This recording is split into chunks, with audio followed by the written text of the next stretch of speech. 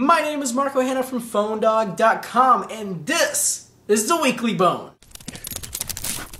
I hope everyone's had a great weekend and Monday so far, but it's time to get in some Phone Dog news, and this week, it's basically all about Samsung. We start off with the Samsung Galaxy Mega 6.3 review, and if the name doesn't give you the hint of how big it is, it's 6.3 inches large. That's how big the display is. Actually, it's a little bit bigger than that, the whole phone.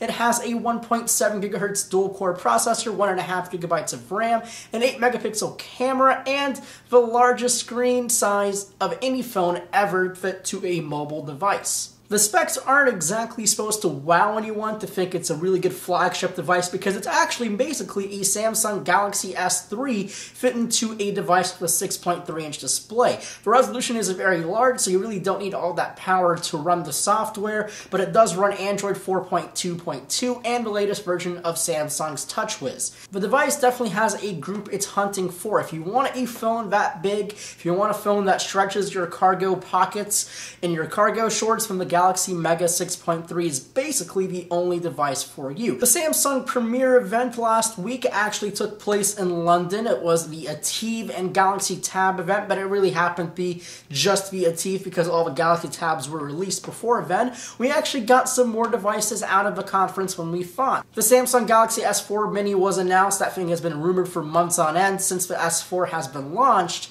that the S4 Mini was coming, and we finally do have it. The S4 Mini has a 4.3-inch display for resolution of 960 by 540. That means it's a QHD display. And it has a 1.7 gigahertz dual-core S4 Pro processor, an 8 megapixel camera, and 1 gigabyte of RAM. The S4 Mini gets a new sibling as well, the S4 Zoom. The S4 Zoom is basically an S4 Mini, a little bit slower, but has a 10 optical zoom camera. It's a 16 megapixel camera sensor on the back and actual optical zoom on the lens, which means when you turn on the camera, the optical zoom lens will come out of the back of the phone, and you would have a 10 optical zoom lens. Both the S4 Mini and the S4 Zoom, we have no details on when it's coming to market, how much it will cost, but at least we do know they exist. Lastly, Samsung announced a whole new category of device. It's called the Samsung Galaxy NX. So if you know the NX series from Samsung, it's the interchangeable lens camera series